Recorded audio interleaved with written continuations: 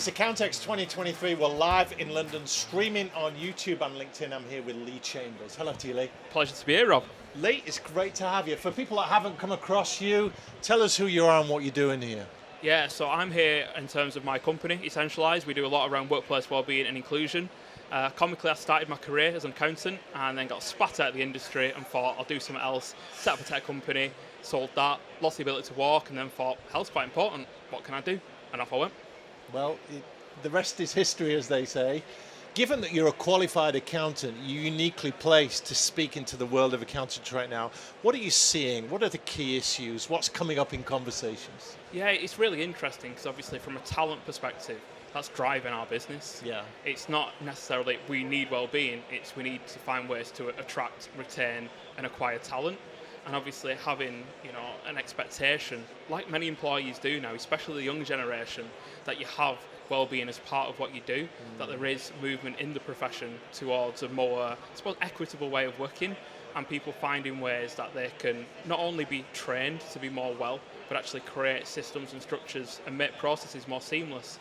Technology does that, improvements do that, and creating a culture where people want to come and work for that organisation are really important going forward. Yeah.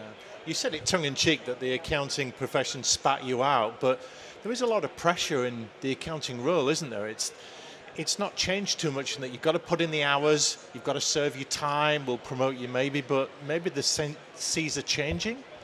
Yeah, I think COVID and the pandemic obviously shone a real light on some working practices, forced hybrid and flexible working policies. Yeah. It got companies seeing what's possible, and some of them have really reimagined what's possible for the profession. There's some great examples out there. But obviously, we start to drift out of this crisis into another crisis. God knows what's next. But as a profession, I think they have taken the foot off the gas a little bit. And I think a big part of our mission is to ensure that we keep moving things forward. Obviously, workplaces are, built around output and built around making sure things happen. And every business needs to be sustainable from a profit perspective. Yeah. But also businesses need to be sustainable from a people perspective as well. And I think that well-being plays a really vital part in that. Well, we hear a lot about the great resignation, the great recalibration, people assessing work-life balance and mental health and well-being. It is causing some people to leave accounting and leave those fast-paced jobs and don't chain me to a desk. And it's creating perhaps an imbalance now where the employees have the power and the choice. Would you go along with that? So I definitely saw a real shift in that during the pandemic, where actually kind of employees were going to interviews and they were the ones asking the questions. People are having to sell their company and their positions to employees to convince them that it was worthwhile investing the time and building a career in that industry. And I think, for accountancy, finance, when I looked and went into it 20 years ago, it was quite a mysterious pathway anyway, being from a relatively deprived background. And for me, it was a real journey. But I think now there's so much that people can see online, so many things that they want to be, so many opportunities. And it's an industry that was built when the world was very different. Yeah. And it needs to move with the times as much as anything else also does in the same way. Now, this is Accountex. It's the biggest show in the world. Have you done Accountex before? So amazingly for me, it's the first time. Wow. Because obviously I came out of the industry before I was able to actually get to a point where I'd be, man in the stand. And then I've come kind of all the way full circle. And like 15 years later, here I am. And it's an honour. It's been great so far. Really enjoyed it. It's something else, isn't it? Oh yeah, really interactive crowd. So many solutions. And it's great to see, everything from fintech to even stuff like forensics and all across the whole spectrum, bringing everyone in the profession together. And I think that, everyone can learn from each other. It's a real space of best practice, and I see loads of collaboration coming off the back of this. Yeah, definitely so. Now, you did your talk today, didn't you? What was that called? So it's called Wellbeing for Accounting, or Accounting for Wellbeing. Okay. And it's very much looking at, within the industry, there are some significant challenges.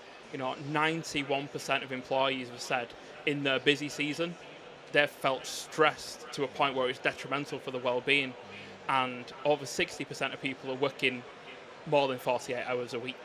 So it's like there's still these legacy aspects of being able to, outwork other people, and still very much a traditional way of, just an expectation. And it was an industry that was built around systems and financial calendars, but also built in a time when only men were in the workplace, right? So they could work those extra hours. but now it's trying to be more diverse, more inclusive, and it's definitely making progress in that area. But the expectation of the hours and client demands, client expectations, and there's a balance that needs to be found.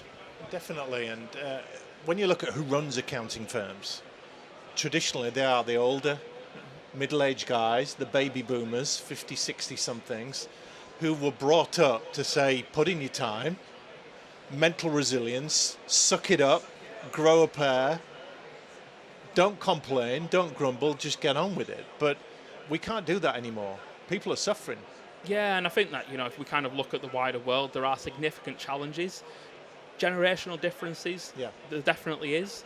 I think sometimes there's a lack of appreciation for people's journeys and stories. Sometimes we're not as understanding that actually 40 years ago the world was a very different place, and people are not being, they're not being resistant necessarily. They're just being close to the journey that they've had. So it's not that we're weaker now mentally than we were before. There's just perhaps more pressures on us now than there were before. Well, yeah, definitely. And I think we live in a world where we can see so much more. The world has opened up digitally, which gives us so many different influences, so many other things to do, so many other demands and expectations. But what I do feel as industries, an event like this brings together not just people who are kind of core finance, but also tech companies creating solutions. And it's that as sectors mix together in an arena like this, that's where you start to see, oh, well, maybe we could do that like that company's doing. Or what things have you done from a well-being and inclusion perspective? And they start sharing ideas, and, accountancy itself as a profession is becoming more diverse, more dynamic, more agile. And that opens up opportunities to think, what are other sectors doing that might work really well for us? And what's going to happen to the accounting firms, Lee, that don't prioritise mental health and well-being? They hold a tough line on it, and they expect a certain amount of mental resilience from the people, and they don't make allowances for things like this. I think there's a point where you're already looking, it costs 75% to replace an employee, 75% of their annual salary. But when you actually look at that from a wider perspective, it can cost up to 200% when you've got to get someone new in place, all those costs, get them up to speed, have people supporting them.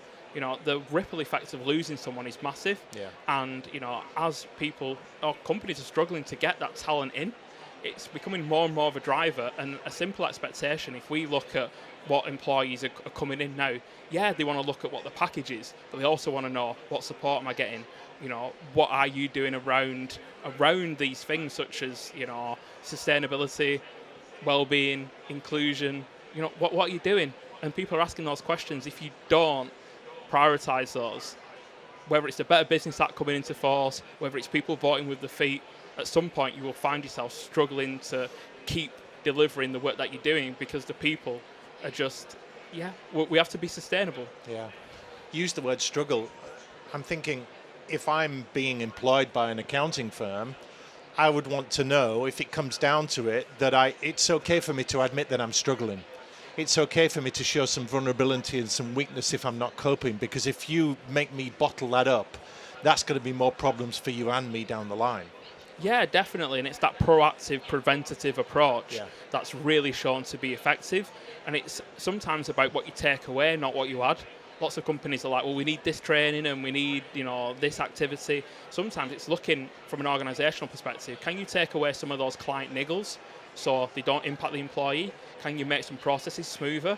Create some tech adoption aspects where suddenly people have less resistance in their processes? Sometimes it's about taking that away. And obviously, as people start to feel that they can express it, there's a fine balance, because, we have to endure challenging times in any industry.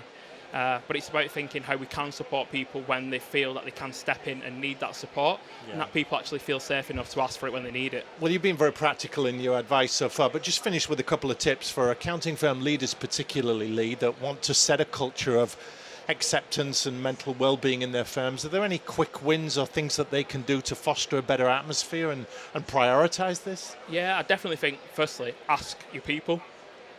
Just go down, meet some of your team and ask them, what's going on for them at the minute. An old-fashioned conversation. Exactly, bring it, peel it back and actually get a few of them together and just knock their heads in a good way and ask, what would you do if you were in my position to make this a better place to work? And I think work should be a net positive for people. There's going to be times when, it's tax season and your back's up against it. There are going to be times when it's financial end of year and, your client decides to give you everything with a day's notice. Yeah. There are going to be those times. And it's like you need to kind of build it in so that people do have that bit of space. So it's kind of looking at and knowing you can see your workflows, just ensure people are not completely resourced up to the neck, so they have a bit of space to breathe. And then finally, just start to create a bit of a strategy. Don't just, it's Mental Health Awareness Week. Let's find someone to speak. Something. Don't just do things. You wouldn't do that from an accounting perspective. Yeah. Wellbeing actually needs to be a bit more like accounting, where people actually account for what they're doing and look at it over a period of time. Look at the investment, look at the value that's generated. And if we use some of those accounting principles in wellbeing that you do every day, actually you'll find that you can find what's effective, do more of it, work out what's not, do less of it, and really start to actually think we can use accounting as a wellbeing superpower. Got it. Lee Chambers from Essentialise, thanks for the crusade. Keep on it. We appreciate your time today. Thank you, Rob.